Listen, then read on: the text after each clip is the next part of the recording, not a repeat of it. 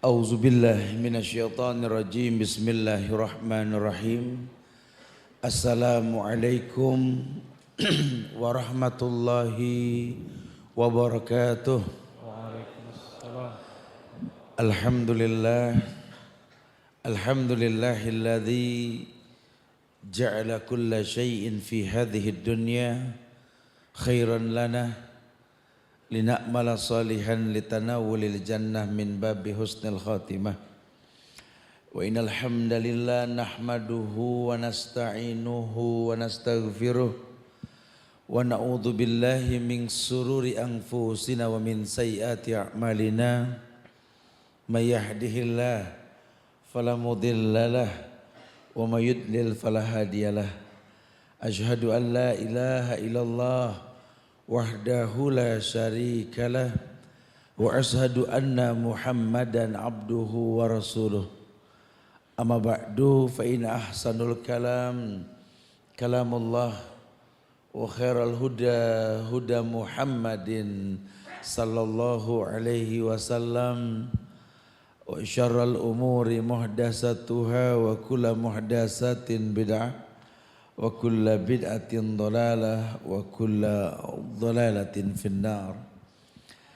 Ma'asyiral muslimin wal muslimat, brother side and sister side yang semoga Allah muliakan dunia dan akhirat. Alhamdulillah kita bisa berkumpul kembali di Masjid Agung yang semoga selalu agung insyaallah. Karena dengar kabar katanya Masjid Al-Azhar sudah tidak agung lagi karena penuh manusia. Kita selalu doakan biar selalu agung, dibesarkan dan dibesarkan insyaallah. Sehingga menjadi tempat-tempat penyubur iman. Tempat yang strategis untuk membuktikan bahwa kita ini tercipta untuk beribadah. Kita pertontonkan kepada dunia bahwa kapanpun dimanapun fungsi diri kita ini tercipta untuk beribadah. Makanya orang hijrah itu berat. Orang jadi orang baik itu berat. Mempertahankan hijrah dan kebaikan itu jauh lebih berat. Wadah yang seperti ini perlu diperbanyak, perlu dipertahankan agar kita punya barometer dalam kehidupan. Karena berdepan dengan teman yang baik ini membuat kita akan baik selamanya insya Allah. Ya, seperti dilucuti. Judul ini lebih mengarah kepada apa yang kita perbuat ini pada akhirnya akan mempertontonkan sesuatu yang baik atau yang tidak baik. Ya, orang yang menepak air di perlimbahan terpecik muka sendiri. Kadang-kadang orang nggak berasa, dia merasa sudah berbuat sebuah kebaikan. Padahal kebaikan yang dia perbuat rukun dan syaratnya hilang. Cuma sekedar gugur kewajiban, akhirnya dia terlucuti oleh tingkah lakunya sendiri. Jangan heran kalau orang yang menuntut ilmu pengen dibilang alim, pada akhirnya ilmu enggak membuat dirinya mulia. Janganlah heran orang yang sudah berusaha untuk bersedekah, tapi sedekah enggak membuat dirinya mulia. Pun jangan heran kalau sampai orang sudah mencapai tingkat tertinggi dalam Islam. Dzirwatus sanamihi al-jihadu fi sabilillah. Puncaknya agama itu jihad. Tapi jihad enggak membuat dirinya mulia. Bahkan orang yang berjihad tanpa dasar, tanpa rukun dan syarat, jihad cuma peluh yang dia keluarkan. Pujian pun sebatas dunia. Kematian mendatangi dia, hilanglah nama dia sudah. Tapi lihat, kalau dia berjihad karena Allah dengan iman yang betul, mungkin umur sudah habis di medan tempur. Cuma panjang masa akan bercerita tentang dirinya. Allah muliakan dirinya. Banyak orang yang tak berasa dia dilucuti. Iya, ini sangat disayangkan. Ibnu Qayyim al-Jauziyah dalam kitab Ad-Dawa tersebut mengatakan bahwa penjara yang paling menyakitkan adalah penjara syahwat ketika orang terpenjara oleh tingkah lakunya sendiri. Di mana penyebabnya ya tentu syaitan. Alangkah hinanya orang yang betul-betul dipenjarakan oleh musuh bebuyutannya, yaitu syaitan. Padahal Allah sudah kabarkan di berbagai macam ayat dan hadis, Rasul pun mengatakan bahwa yang namanya setan itu musuhmu yang nyata. Cuma setan bisa berkamuflase dengan sesuatu yang kita butuhkan. Akhirnya kita nggak bisa membedakan mana teman, mana lawan. Ya, karena kebaikan menurut kita. Terus seperti itu akhirnya dia besar dengan tingkah laku yang tidak syar'i. Dia terlucuti dengan tingkah lakunya. Rasul tegas mengatakan dalam sebuah riwayat Imam Ahmad bahwa inna syaitan dhi'bul insan ka dhi'bil ghanam. Inna syaitan dhi'bul insan. Bahwa yang namanya syaitan ini adalah serigala untuk manusia. Ka dhi'bil ghanam, seperti serigala berbulu domba. Ya. Kalau bahasa Ramadan sering disampaikan sufidati syayatin wa maradatil jin. Ada bahasa begini. Setan diikat, jin dibelenggu. Setan dua golongan, jin dan manusia. Golongan jin Allah yang mengatakan sufidati syayatin wa maradatil jin. Jin dibelenggu udah. Tapi ini setan dari golongan manusia. Dhi'bul insannya ini. Karena kan orang gak ada yang tahu wujud setan yang asli. Itu gaib. Nabi pernah mencekik iblis. Itu kurasakan dingin lidahnya di tanganku kata Rasul. Cuma beliau sendiri gak menjelaskan rupanya. Karena Nabi pun gak bisa ngelihat kegaibannya. Illa manir tada min rasuli. Kecuali diizinkan sama Allah. Makanya kita gak bisa ngarang-ngarang setan begini, setan begitu. Akhirnya dia ngambek. Betul? Setanan deh. Selamanya kalau gambar jin gak ada yang bagus, betul? Kalau enggak rambut panjang, jigrak ke atas, mata belok merah, gigi caling, lidah meleek, masya Allah. Ya wajar kalau jin ngamuk banyak yang kesurupan jin, betul lah. Itu ngarang, nggak ada yang begitu ya. Korban cerita anak-anak dulu zaman masih kecil beli buku itu apa? Neraka dan Sorga. Goib bro, masya Allah. Mala ainun ro'at, wala udunun samiat, wala khatra al kulli qalbin basar. Udah yang namanya gaib, mata belum melihat, telinga belum mendengar, hati belum bisa menghayalkan. Yang kita tahu itu sifat setan. Sifat setan itu apa? Allah yang katakan, alladzi waswisu fi sudurin nas minal jinnati wan nas. Pokoknya yang namanya setan kerjaannya bikin was-was. Tuh.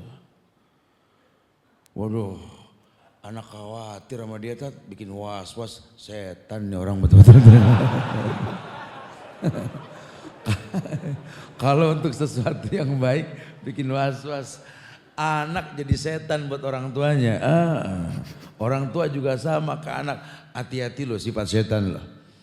Karena poinnya pokoknya yang namanya setan bikin was-was. Semua aktivitas, kegiatan, kelompok, firqah di masyarakat hati-hati. Hati-hati. Ini kita tinggal di negeri ini yang setan banyak berpenampilan rupa-rupa ini. Apalagi sistem perekonomian kita ini kan aji mumpung. Mumpung ada anak kecil nangis, kang mainan terkotek, tambah nangis tuh.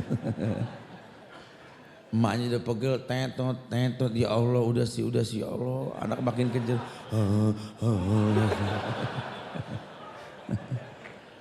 Kirain anak kecil doang, anak gedenya juga sama. Ya saya sampaikan di beberapa kajian belakangan ini, coba lihat deh. Ini sebelum Ramadan, kiri kanan paling iklan dosa doang, betul? Ajakan main bunga bank, ajakan apa KPR BTN apa gadai STNK BPKB, belum ada tawaran yang berat. Entar subhanallah masuk Ramadan langsung tawaran itu yang diinginkan banyak orang. Segala botol air mineral segede-gede baliho, subhanallah. Ente sih nggak ngalamin penderitaan ngajar pagi, masya Allah. Bogor Jakarta bro. Mana panasnya, masya Allah. Lampu merah kita lihat gede amat nih botol, masya Allah. Berkeringet lagi, masya Allah. Apa ya? Ngayal netes. Godaan betul-betul ya. Tuh layak kita bilang sama pemerintah, maaf Pak Presiden, ini imru'un shaim, kami lagi puasa. Orang kan pahamnya kalimat ini imru'un shaim kalau diintimidasi dengan kekerasan fisik, betul? Padahal tidak. ketika puasamu terganggu kok bisa berkata maaf, ana puasa. Bolehlah lihat orang berpenampilan yang nggak senonoh gitu ya, kayaknya nggak layak pandang lah. Maaf bu, kami lagi puasa bu. Jadi percuma ibu lewat juga kami nggak demen, gitu ya. Ya habis bahasa pertama nggak direspon gitu ya. Ya artinya ayo ini setan banyak berkamuflase dengan penampilan. Maka dikatakan inna syaitan dhi'bul insan.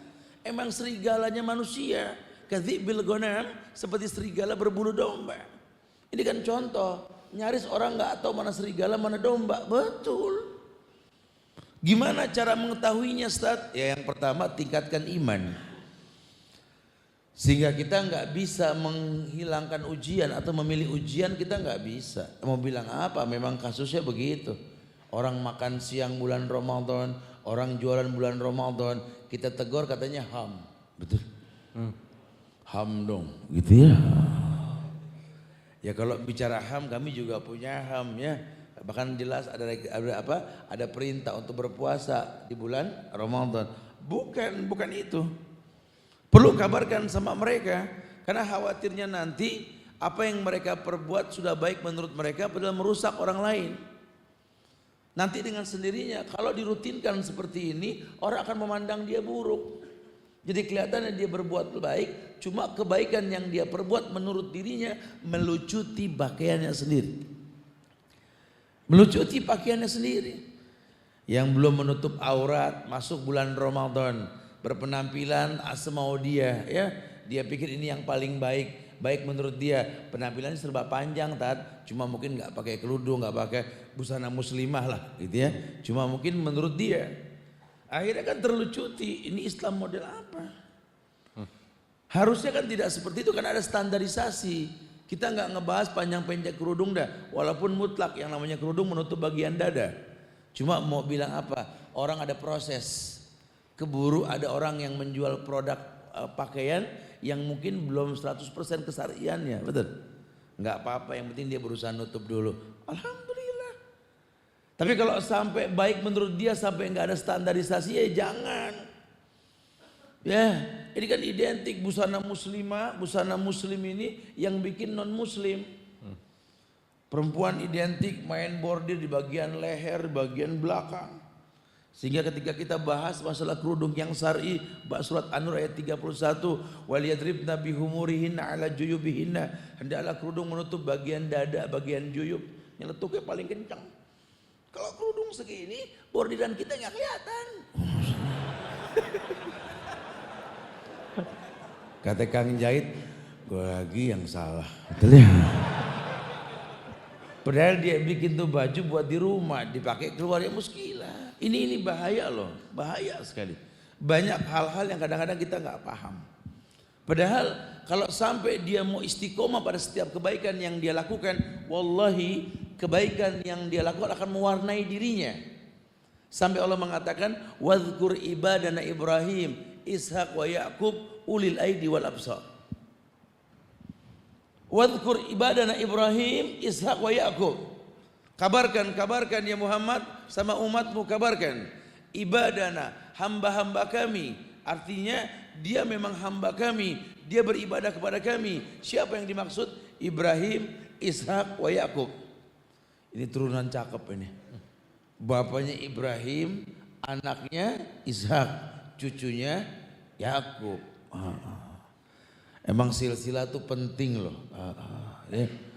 Jadi kita punya rem sendiri nih, hati-hati terlucuti dengan tingkah laku sendiri. Ya, Anda yang diam-diam makan riba, yang diam-diam makan yang haram, hati-hati. Doa Robbi habli minas solin yang Anda ucapkan terhalang tingkah laku Anda sendiri. Punya disiplin. Anda sih bisa aja Ustaz ngambil nih uang, gak ada yang tahu. Cuman iya ya, Anda lagi pengen anak jadi ulama Ustaz. Makanya punya rem lah, enggak lah. Suami pegel, bini tawaf mulu di mall, udah kehabisan ngomong dah. Bu, sini bu, saya mau ngomong sama situ sini. Saya nggak pernah tahu kalau situ ntar ke pasar, tawaf atau ngobrol sama orang-orangan toko. Saya nggak tahu sudah. Cuma jujur kita kan kompak punya anak pengen jadi ulama, betul? Iya. Bu, ulama nggak pernah punya ibu yang tawaf di mall. Pegang tuh gitu loh. Jadi bukan haram ke mall, cuma kalau rutin maaf nggak ada ibunda para ulama yang seperti itu. Nggak ada ibunda para ulama diam-diam berbuat maksiat di belakang suami, nggak ada. Seperti tidak ada ayah handanya para ulama mencari barang yang haram. Gampang. Tidak ada yang namanya ibunda para ulama nuntut cerai mulu, nggak ada gitu loh. Tidak ada ibunda para ulama ini yang nggak jelas keagamaannya, tidak ada. Ya, mau dia kafir mutlak, mau dia Islam mutlak. Makanya Abu Jahal masih punya anak namanya Ikrimah bin Abi Jahal, betul? Walid bin Mughirah masih punya nama anak Khalid bin Walid, betul? Tapi yang namanya para munafikin, Abdullah bin Ubay bin Salul, mana ada turunannya ulama? Tidak ada. Hati-hati, ini kita rem sendiri diri kita. Nanti terlalu cuti kita dengan tingkah laku kita. Akhirnya yang kita cetak generasi yang gak jelas. Mengaku muslim, memiliki partai Islam, ya malah yang ada dihayalkan pemimpin kafir. Itu yang terjadi. Ujungnya gak jelas, terlalu cuti dengan sendirinya, betul? Buat kemana background pesantren kalian? Kemana Quran yang kalian hafal? Kemana hadis yang membimbing kalian? Malah berujung pada sebuah keburukan yang dikatakan wa may yushakkikir rasula min ba'di ma tabayyana lahul huda wa yattabi' ghaira sabilil mu'minin nuwallihi ma tawalla wa nuslihi jahannam. Nuslihi, ya Allah, hina sekali. Nuslihi jahannam, Allah permudah, Allah gampangkan, Allah tuntun, Allah bimbing, dia masuk ke neraka, terlalu cuti dia. Bi'sal ismul fusuku ba'dal iman. Akhirnya lakop buruk yang dia miliki setelah dia beriman. Dia sekolah di pesantren dan dia punya standar penghafal Quran. Karena pesantren paling nggak 10-15 juz lah. Dia kuliah dapat gelar dokter, bukan tidak. Cuma dia benci sunnah, dia lucuti dirinya sendiri. Kenapa? Talbis. Talbis. Walam yalbisu imanahum bizulmin. Padahal kalau dia nggak talbis, janji Allah kan pasti. Ulaika lahumul amnu wa hum muhtadun. Allah kasih tentram jiwa dan dia gampang dapat hidayah. Punya disiplin diri. Dia tahu nih godaan nggak beres-beres, ujian nggak berkurang sama sekali. Ya Allah, bagaimana cara Allah membantu dirinya? Dia maksimalkan untuk berbuat baik walaupun dalam kesendirian. Dia tahu dirinya nggak maksum, cuma dia paksa dirinya untuk selalu membarengi buruk dengan kebaikan. Wa'at bisai'atal hasanat tamhuha wa khaliqinas bihulkin hasan. Ini dia paham, makanya zikir pagi petangnya nggak putus dan dia paham artinya. Ta'awusnya dahsyat. Dia nggak direpotkan dengan baca-bacaan tertentu. Yang dia tahu kalau baca Quran ta'awus dulu. Kenapa? Supaya Qurannya terlindungi. Dia tutup penyebab-penyebab datangnya keburukan. Ya, saya sempat sampaikan bahwa dulu banyak orang bertanya, Ustadz, gimana sih biar khusyuk sholat, Ustadz? Saya bilang dengan bahasa yang mudah, ya kalau pengen khusyuk dalam sholat, paling enggak paham sholat yang dilakukan. Niat yang betul, tumakninah dapatkan. Kuncinya di wudu, syarat sah sholat. Itu saya ngomong kayak gitu kayak ngambang sendiri gitu loh. Orang bilang udah Tat, wudu saya rapi insya Allah Tat, bener Tat. Tapi kok kayaknya nggak bisa maksimal dalam kehusuan. Iya. Ternyata tilik punya tilik, banyak perbuatan yang buruk ketika dia berwudu, ketika dia sholat. Saya kemarin sempat geleng pala tuh. Di sebuah museum di Madinah. Itu justru peninggalan Rasul yang namanya mud dan sa'. Itu mud itu 2 tangan orang dewasa, ukuran seliter nggak nyampe itu. Kecil lah, kayak 2 kali gelas, setengah inilah. Ini mud namanya. Ya seginilah. Kalau yang namanya sa' itu kayak periuk kecil. Mud ini tempat wudunya Rasul. yang Priuk itu tempat mandi junubnya Rasul. Saya geleng pala, subhanallah, kejawab dah selama ini yang orang sering nanya. Rasul itu khusyuk dalam sholat karena wudunya nyaris nggak mubazir. Segini, kita segini baru nyuci telunjuk doang, betul? Subhanallah. Ini Rasul segini beres bro, Masya Allah. Beres. Kebayang tidak? Saya lagi perhatiin ini kok Masjidil Haram, Masjid Nabawi ini nyaris sering banget berubah-ubah keran airnya. Keran yang terakhir sekarang ini kalau kita tekan keluarnya kecil banget. Itu pun mati, tekan lagi, mati, tekan lagi. Masya Allah. Oh, hikmah dibalik mubazir kita berwudu.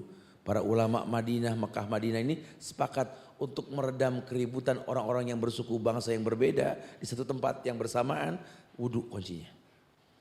Masya Allah, wudunya tidak ada mubazir, ya sehingga mereka khusyuk. Habis sholat nggak ada keributan, jutaan manusia loh.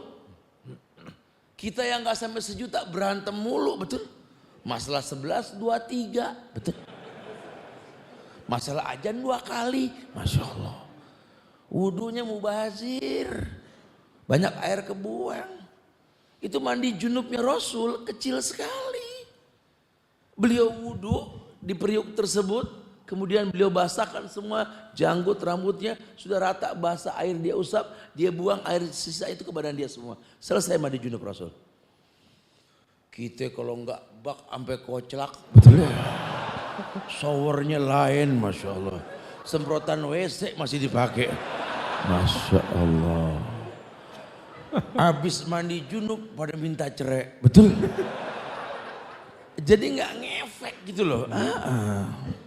Akhirnya terlucuti kan? Iya, karena kita nggak berilmu. Harusnya tidak. Ini sholat tanha anil faksa wal munkar, harusnya iya. Ini toharo, membersihkan dirimu. Allah muliakan manusia dengan kemuliaan. Cuma yang terjadi tidak seperti itu, dia terlucuti. Makanya berhati-hati sekali. Ini Ramadan di hadapan kita ini. Kalau kita nggak kritisi iman kita, cuma sekedar gugur kewajiban. Ayatnya nggak berubah dari zaman Nabi Muhammad masih hidup sampai sekarang. Itu ayatnya sama. Ya ayyuhalladzina amanu kutiba alaikumusiyam. Kama kutiba alal ladzina min qablikum la'allakum tattaqun. Dari dulu sama itu ayat. Hai orang yang beriman, hai orang yang beriman, diwajibkan atas kalian berpuasa seperti orang sebelum kalian berpuasa. Kita disuruh cari siapa sih orang sebelum kita? Ya terserah, mau sahabat, mau nabi, atau orang-orang terdahulu, puasa Daud. Coba carilah. Karena secara umum yang namanya puasa, perisai. Harusnya engkau terprotek dengan puasa. Ini tidak, puasa. Tapi ya tradisi di masyarakat, kalau udah masuk bulan Ramadan, antar saudara berantem. Ada aja penyebabnya. Cuma gara-gara makanan, minuman, atau sedekah ke tetangga, dia gak kebagian, ngambek biasa. Ntar maaf-maafan Idul Fitri. Akhirnya cuma di Indonesia tuh Idul Fitri maaf-maafan. Di negara lain gak ada. Cuma di Indonesia Idul Fitri maaf-maafan. Negara lain mana ada. Kenapa? Karena memang Nabi yang mengajarkan taqabbalallahu minna wa minkum. Di sini enggak tahu nabinya siapa. Karena kalau nabinya Muhammad kan taqabbalallahu minna wa minkum. Maafin ya, emet it ya. Siapa nabinya? Ya, ini sangat disayangkan sekali. Kita melenceng jauh sekali. Masya Allah. Kita nggak paham, akhirnya kita terlucuti dengan tingkah laku kita sendiri. Lihat kebiasaan buruk yang tidak dipertontonkan dalam Islam. Akhirnya kita sendiri yang malu. Allah tawarkan sebuah malam yang mulia di bulan Ramadan. Namanya apa? Lailatul Qadar. Kebetulan Lailatul Qadar Nabi mengatakan Asrul Bawakhir kan, 10 hari terakhir. Kalau 10 hari terakhir itu kan malam 21, 23, 25, 27, 29 betul? Nyaris H-7 loh. Dan H-7 pun di Indonesia saja. Dan nyaris orang yang paling banyak nggak itikaf ya Indonesia. Karena semua orientasinya pulang kampung. Kamu nggak boleh pulang kampung, Tat. Yang bilang nggak boleh siapa? Ana nggak bilang nggak boleh, cuma ada hak min 7. Ya kan ngikutin orang tua, Tat. Emang salah? Yang bilang salah siapa? Abu Bakar juga punya orang tua bulan Ramadan, betul? Namanya Abu Kuhafah. Cuma Abu Bakar nggak pulang kampung. Kita mau nyontoh siapa? Abu Bakar apa Dudung Marpawi? Abu Bakar dong, betul. Kan bahasa gampangnya begitu ya. Dan sahabat lainnya. Karena kalau bicara pulang kampung, ulama nggak menyalahkan fadhal. Pulang kampung, temuin orang tua, bagus. Tapi jangan sampai kesempatan 10 hari terakhir ini kita nggak ambil. Jangan. Ulama semua nangis di masjid menanti Lailatul Qadar. Nangis dia. Dia malah ngipas di bis. Panas betul ya Allah, betul. Subhanallah. Subhanallah. Akhirnya terlucuti kan. Harusnya 10 hari terakhir ini menjadi sebuah momentum yang paling baik. Hilang kemuliaannya. Ya kan yang orang tua, Ustaz. Ya kan yang orang tua, ya Allah. Sampai ulama bilang kalau mau paling layak kita mau nemuin orang tua itu sebelum Ramadan. Itu paling layak. Ya tanyain deh kebutuhannya apa. Ibu kita kan bukan ibu kita yang 10 tahun yang lalu. Dia bisa nyuci, ngepel, masak, bebenah, puasa, ngaji. Ditangkis semua sama dia. Sekarang dia sudah lemah. Badannya sudah gemetar. Coba temuin, Assalamualaikum Ibu. Waalaikumsalam. Ramadan di hadapan kita, Bu. Ayah mana? Ayah, Ramadan di hadapan kita. Apa yang kalian butuhkan?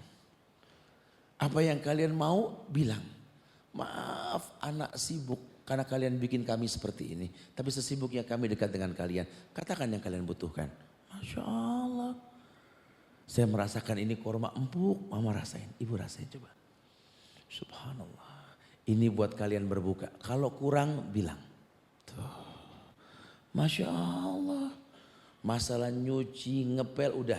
Bukan kerjaan ibu. Saya kasih pembantu sudah. Ibu fokus ibadah. Masya Allah. Ibu mau kue apa bilang. Disamperin, dianterin. Orang tua tenang. Ya alhamdulillah dah.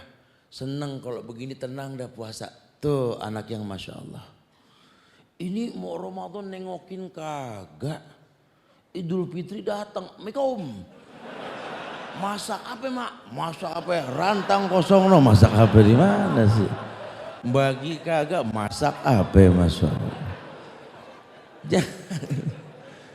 Justru tepat timingnya ini mau Ramadan tanya. Bikin surprise sekali-kali ya Allah. Masa ngayal aja ogah sih. Kalau memang belum bisa melakukan ajak ngayal aja dulu dah. Alhamdulillah mak. Doa mak diijabah. Beberapa bulan yang lalu saya sempat minta doa sama mak. Biar rezeki lebihan dikit mak. Oh ya Allah kenapa? Ini anak udah bayarin umroh mak. Besok kita umroh bareng ya. Oh Masya Allah. Tuntun deh orang tua, tuntun. Mumpung masih bisa dituntun pakai tangan kita. Mungkin tahun depan di pundak kita kurung batangnya, betul? Mumpung masih bisa. Apa sih yang kita hayalkan, uang yang kita tumpuk, uang yang kita miliki. Tidak cukup takziah kemarin, kain kafan yang dipakai oleh si mayit tak memiliki kantung. Lihat. Enggak ada kain kafan, ada kantong kiri kanan kayak celana gunung. Enggak ada.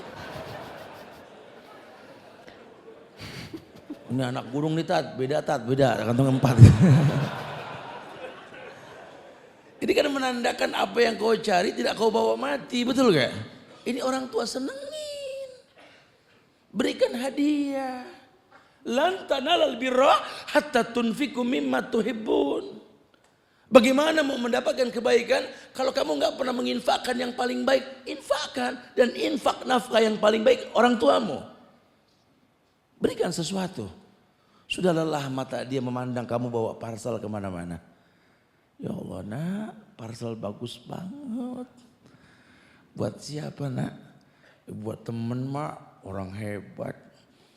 Kalau dia mak kita kasih yang ecek-ecek mah nggak dipakai mak. Makanya harus yang kayak begini. Tuh mak seoles.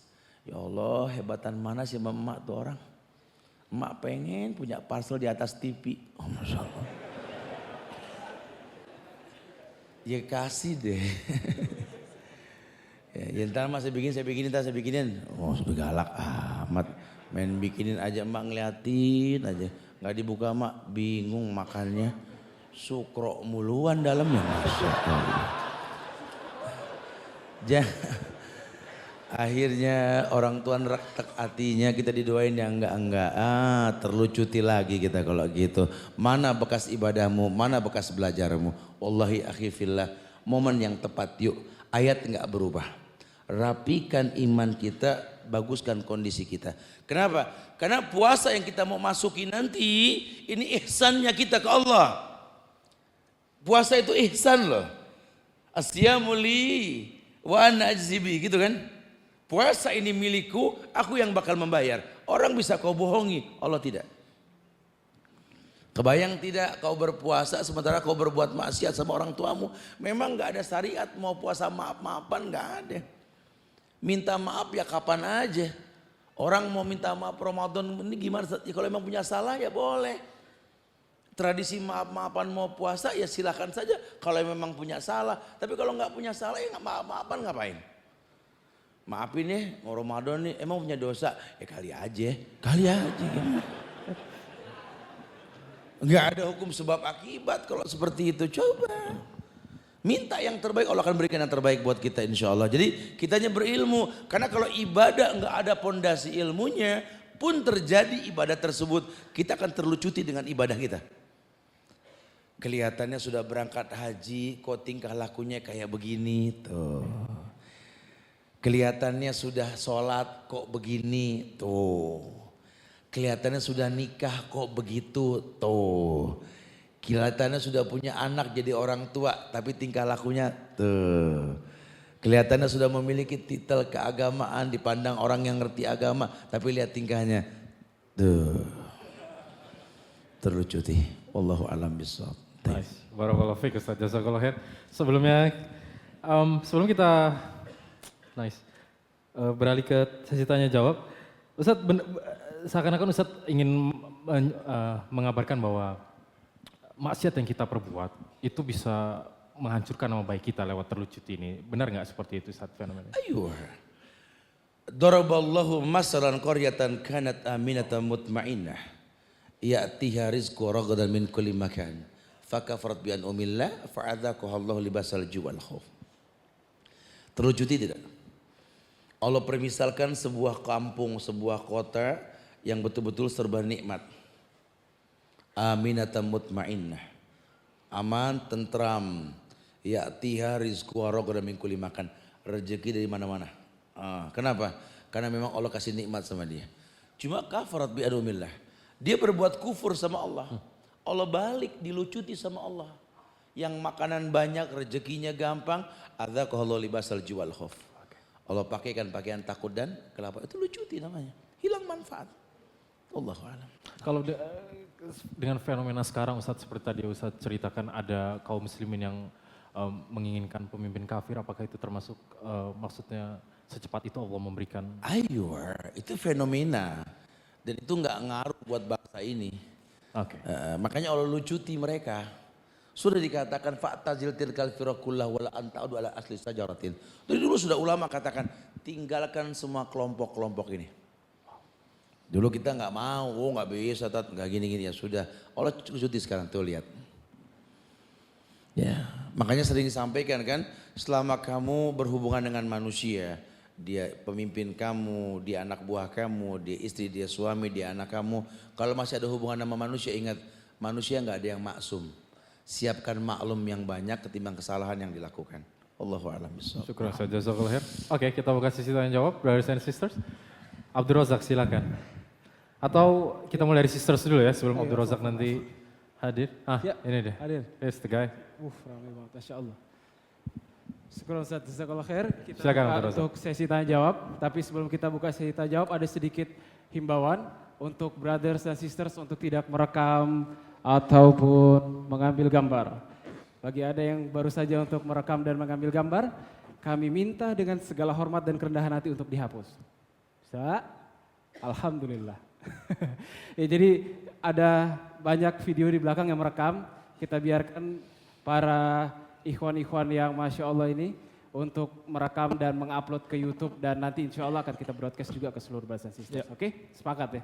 Sepakat. Alhamdulillah. Kita buka dari sisters. Kalau ada yang mau bertanya, mikrofon sudah siap. Silakan. Dan hadiah untuk yang bertanya ya. Iya ya, ada hadiah. Ada hadiah untuk yang Oke. bertanya. Alhamdulillah. Silakan. Assalamualaikum Ustadz. Waalaikumsalam. Waalaikumsalam warahmatullahi. Saya Rani dari Pondok Labu. Nadine. Ya. Rani. Rani. Rani, silakan Rani.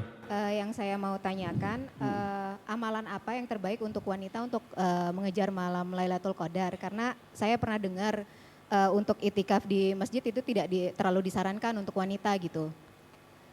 Oke. Oke, Jazakallah. di 10 hari terakhir Rani ya. Betul. Amalan apa yang terbaik untuk wanita? Iya. Oke Rani, terima kasih. Ibadah sunnah untuk wanita di 10 hari terakhir itu sebenarnya sama dengan laki-laki, karena kan kewajibannya sama. Ihtisab, menghitung-hitung pahala di luar puasa di bulan Ramadan, itu perempuan juga punya hak. Adapun tentang iktikaf memang ibadah sunnah yang wajib di masjid. Jadi kalau perempuan iktikaf boleh selama nggak merusak yang wajib. Ya. Tapi kalau memang ada kewajiban, maka kewajiban lebih utama ketimbang yang sunnah. Habis kalau saya nggak iktikaf, saya nggak ketemu Lailatul Qadar, Tat.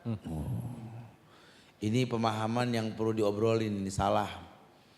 Karena yang namanya Lailatul Qadar itu tanazzalul malaikatu warruhu fiha bi'idzni rabbi min kulli amr. Itu turunnya malaikat ke bumi.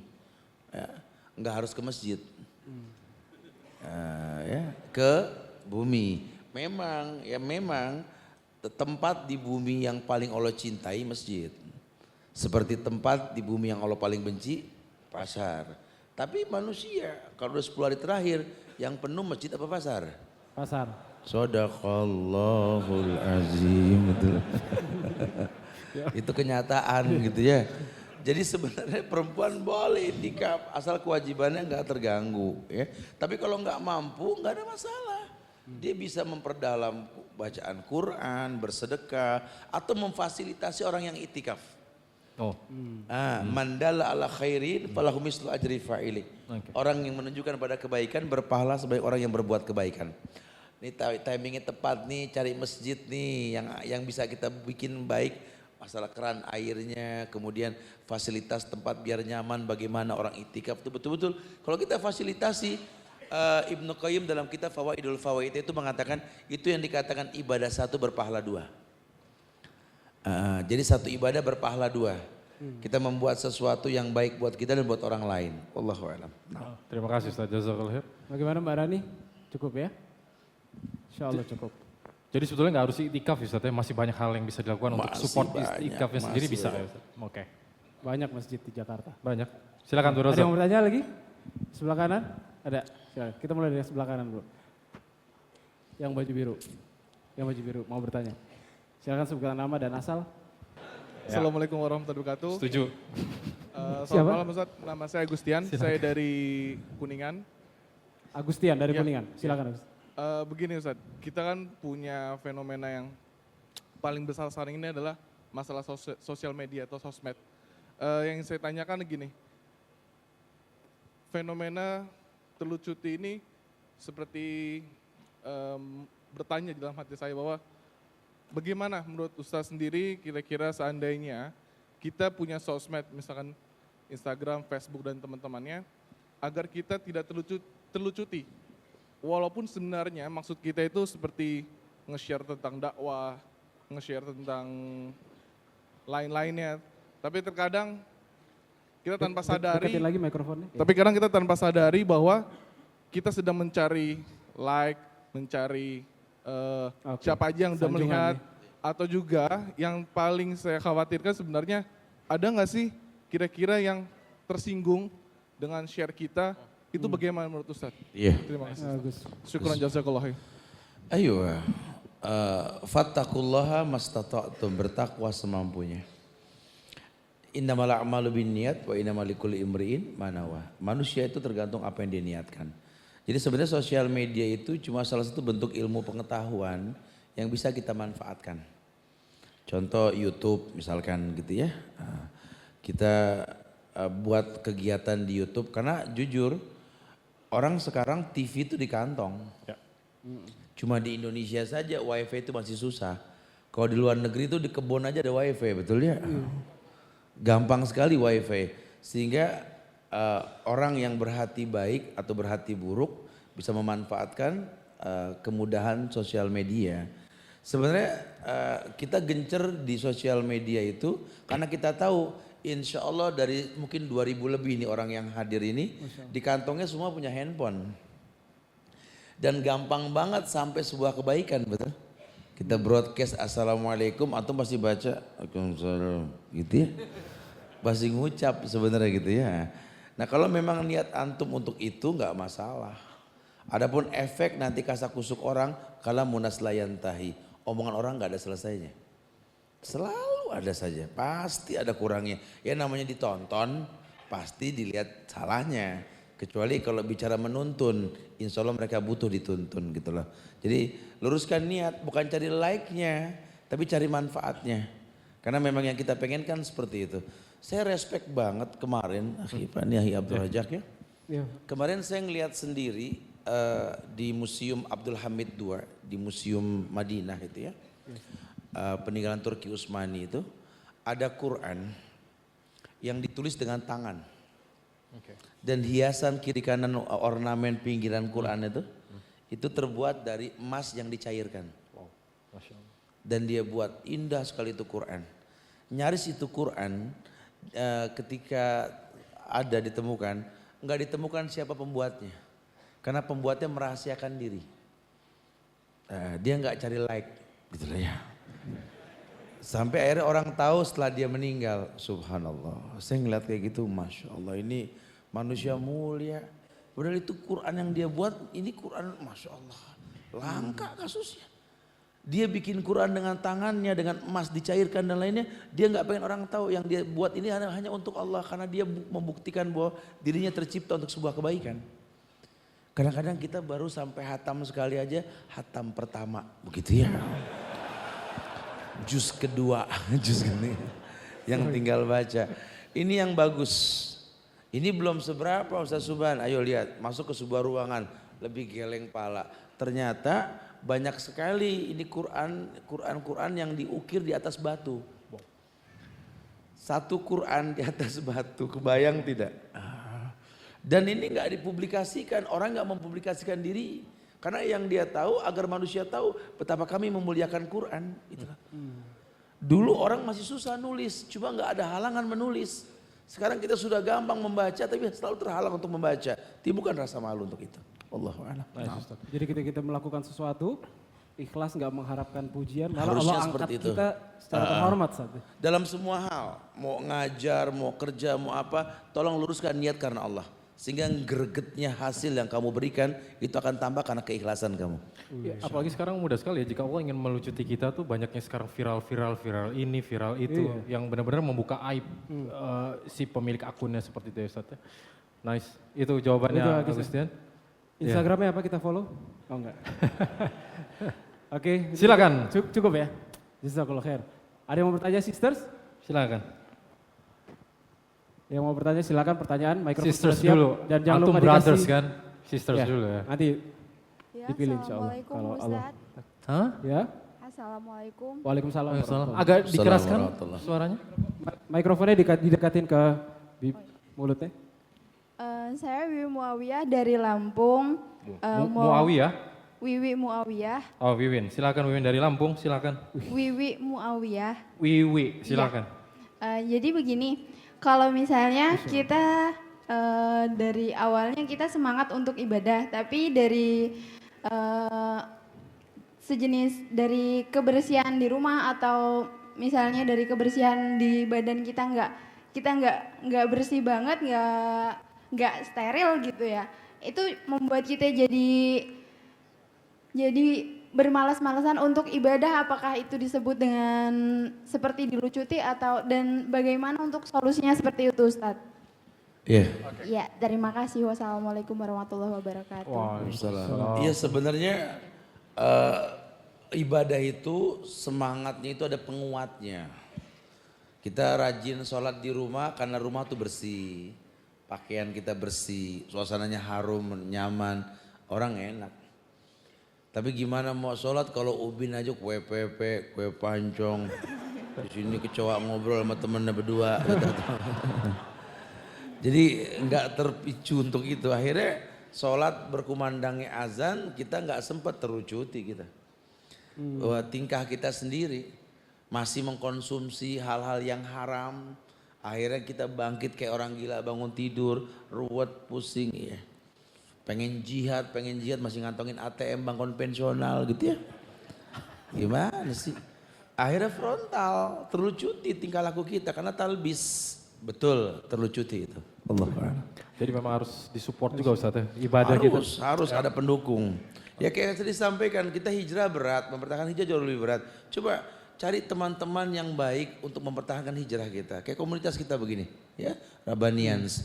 Kita jangan cuma berteman di Al-Azhar, di luar kita kenal. Ikhwan sama ikhwan, akhwat sama akhwat. Jangan maksud gitu ya. Terima kasih Ustaz. Terima kasih Ustaz. Jazakallah. Ada lagi lanjut ya, brothers yang mau bertanya. Kita masih ada waktu sekitar 15 menit lagi. Ya, silakan yang pakai kacamata. Ya, Wan. Yang pakai kacamata. Berkaus kerahkan hijau. Ya. Nama dan asal. Dan jangan lupa hadiahnya. Assalamualaikum Ustadz. Waalaikumsalam warahmatullah. Wandi dari Karet Kuningan.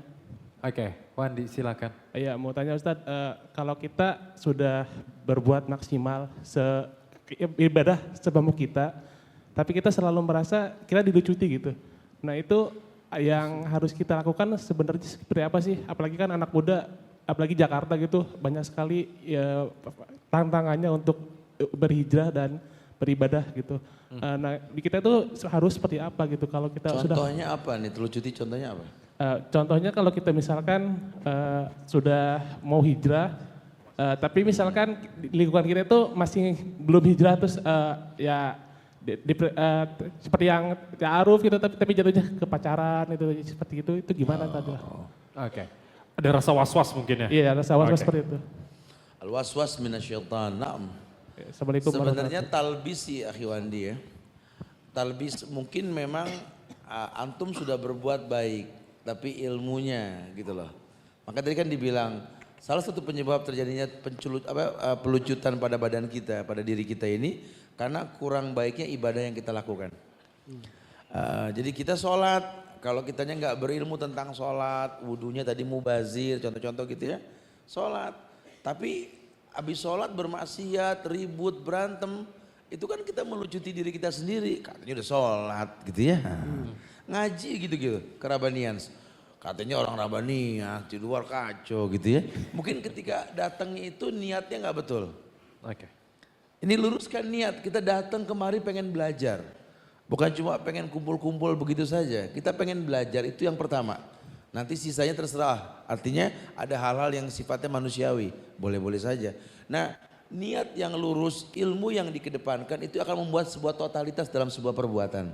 Nah ketika antum tidak merapikan niat dan ilmu tadi, maka akan terlucuti, antum sudah berbuat baik kok kayak was-was saja. Kayaknya kayak nggak yakin, itu yang dimaksud terlucuti sekarang yang kita bahas. Allah. Nice Ustaz. Jadi benar-benar niat pun tidak bisa dikesampingkan Ustaz ya dengan amalan kita. Iya, harus betul-betul memang bulat. Jadi jangan terkecoh kayak orang yang mungkin biasa jogging, bercanda. Jangan dianggap nih orang bercanda mulu. Enggak, memang harus bercanda. Rasul pun tertawa, sahabat pun tertawa gitu loh. Dan kita butuh itu. Cuma ingat, bukan majlis ketawa. Bukan majlis gelak dan tawa, bukan. Tapi sesuatu yang memang mendatangkan tawa boleh-boleh saja. Jadi jangan berubah fungsi. Takutnya kita berubah fungsi. Allahu a'lam. Nah. Ya, cukup ya. Masya Allah. Kita lanjut ke sisters. Yang mau bertanya masih ada waktu 10 menit lagi dan kita masih ada waktu tanya jawab di bazar, insya Allah. Dan ada waktu juga untuk sisters, ada waktu juga untuk brothers. Ya, Dari Ustadz. silakan Yang mau sisters. bertanya. Mohon untuk tetap duduk karena kajian belum selesai. Salah satu adab dalam bermajelis adalah mendengarkan sampai selesai. Dan jangan lewat-lewat, mohon untuk tidak lewat-lewat kamera. Depan kamera kita sekarang ini sedang ada live streaming dan rekaman untuk di-upload di beberapa media sosial. Silakan. Ada yang mau bertanya sisters? Ya, Assalamualaikum warahmatullahi wabarakatuh. Waalaikumsalam warahmatullahi wabarakatuh. Nama saya Belinda dari Pasar Rebo. Silakan Belinda. Ya, saya mau bertanya Ustadz, tadi kan dikatakan bahwa setan itu wujudnya seperti umpamanya serigala berbulu domba. Dan bisa jadi wujudnya dalam bentuk manusia. Nah, bagaimana caranya kita membedakan nih ketika kita punya pilihan tertentu bahwa pilihan ini memang istilahnya kita yakini gitu dan niatnya itu baik. Karena kadang-kadang kita merasa ini pilihan yang tepat buat kita tapi ternyata menurut orang lain atau pendapat orang lain itu nggak baik buat kita gitu. Jadi cara membedakannya seperti apa? Untuk membedakan ini pilihan karena godaan setan atau memang ini yang baik buat kita. Terima kasih. Terima kasih Belinda. Silakan Ustaz. Wallahu alam bisawab. Tapi yang pasti kan memang ketika kita ta'aruf itu bukan cuma sekedar lihat-lihat atau tuker-tukeran nomor telepon. Ta'aruf itu lebih kepada arti khususnya mencari tahu. Perempuan punya agenda, lelaki pun punya agenda hidup. Ketika ta'aruf bisa disatukan tidak? Nah, obrolan ketika ta'aruf itu untuk sekedar mencari tahu. Tapi kan siapa yang tahu dalamnya hati manusia, betul? Gak ada yang tahu. Nah, ini nanti kita pernah sampaikan dulu di awal-awal kajian Rabanian bahwa membiasakan makan yang halal, jangan yang haram, jauhkan syubhat. Kata Rasul, "Faman ittaqa syubhat faqad istabra lidini wa irdhi." Orang yang menjauhkan syubhat telah menjaga agama dan kehormatan. Agama ya Islam, kehormatan ya harga dirinya. Sehingga dia terlindungi oleh Allah dari orang-orang yang berniat buruk. Adapun tentang ingin mengetahui orang ini, ya kita bisa berdialog. Coba ajak ngobrol, maka sampaikan kemarin kan, kalau bisa transparan aja. Ini orang datang mau ta'aruf, mau kenalan, mau ngelamar, tanya sama dia. Saya sampaikan, kamu datang kemarin mau ngelamar, iya, mau kenal, iya. Kalau seandainya ada jodoh di antara kita, alhamdulillah. Cuma saya khawatir saja kalau kamu nggak punya teman ulama. Punya teman ulama nggak? Ulama emang apa? Pulang. Karena resiko nih suami kalau nggak punya teman ulama, punya masalah bukannya ke orang pinter tapi ke teman-teman yang nggak jelas nantinya. Itu perlu gitu ya. Kalau untuk sekedar ngobrol iya, tapi untuk melindungi diri dari yang namanya syaitan tibul insan tadi, ya serigala berbulu domba, ini Islam tawarkan jauhkan yang syubhat apalagi yang haram. Insya Allah jaga kita insya Allah ya. Allahu a'lam bishawab. Gimana? Mbak yang bertanya? Belinda, semoga Belinda mendapatkan duo domba. Ya udah terima kasih Ustadz. Oke. Semoga segera menuju pelaminan. Itu pertanyaannya. Iya. Silakan brothers. Ya. Yang bertanya. Bismillahirrahmanirrahim. Assalamualaikum warahmatullahi wabarakatuh. Waalaikumsalam warahmatullahi wabarakatuh. Nah, Rio dari Jelambar, Ustaz. Ya, silakan Rio. Satu hal yang kita ketahui bahwa bulan Ramadan itu bulan turunnya Al-Quran, Ustaz. Ada fenomena di masyarakat, kalau saya kategorikan ya Ustaz, ada satu yang berfokus pada tuntasnya khataman Quran. Ada yang dua fokusnya ke tadabur, bagaimana dia memahami Al-Quran. Tapi walaupun dia tidak khatam. Karena salah satu fungsi Quran itu kan bukan hanya paham atau hafal, tapi diinternalisasikan, dilakukan dalam kehidupan. Contoh Abu Bakar bisa sampai Umar 10 tahun.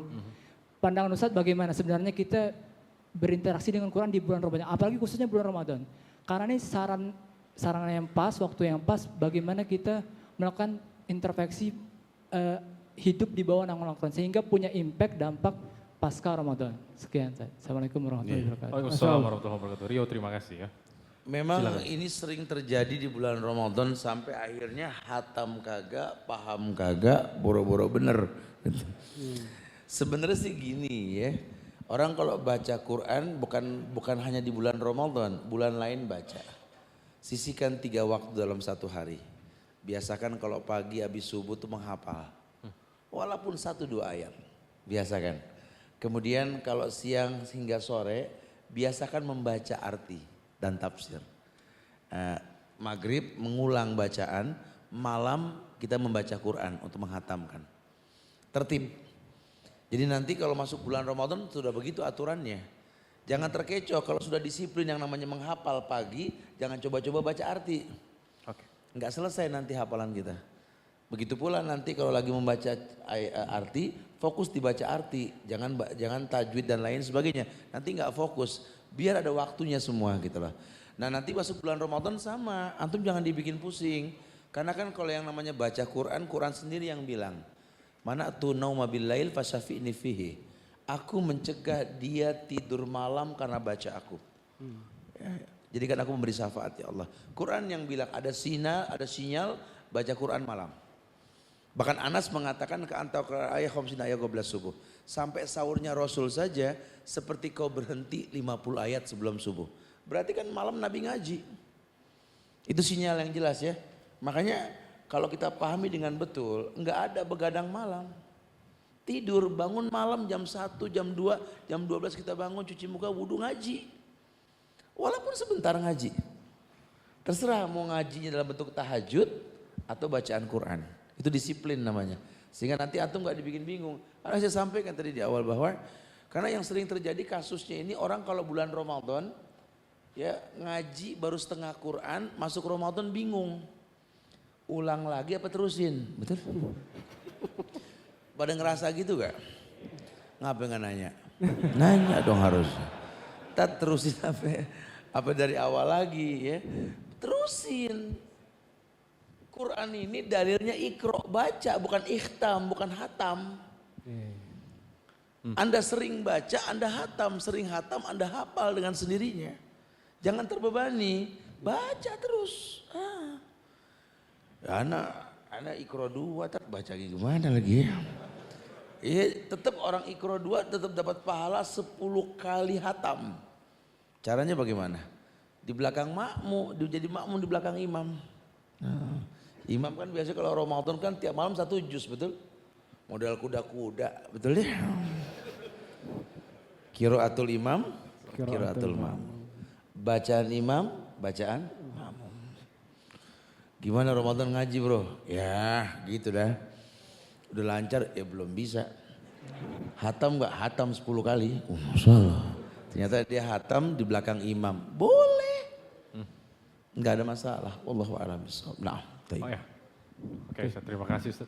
Mungkin itu pertanyaan terakhir untuk di atas sini. Ya, pemungkas. Iya, pertanyaan dari Rio, pertanyaan terakhir dan semoga kita bisa mengambil faedahnya di kajian malam ini. Dan untuk sebelum kita tutup acara, kita dengarkan kesimpulan dari narasumber kita Ustaz Subhanallah. Iya. Silakan Ustaz. Iya, sehingga seperti dilucuti ini sebenarnya sindiran, narasi, lembut bahasanya. Harusnya kita sadar, kok kita sudah ngaji masih beribut sama orang tua. Kok kita sudah ngaji masih panik dengan Ramadan mau datang. Kok kita sudah ngaji masih nggak bisa istiqomah. Anda terlucuti dengan tingkah Anda sendiri. Makanya yuk bismillah, momen yang tepat menghadapi bulan yang tepat. Rapikan iman kita, stabilkan iman kita, berilmulah tentang sesuatu yang kita lakukan. Orang yang betul-betul berilmu akan mendatangkan kebaikan dalam hidupnya pada ibadah yang dia lakukan.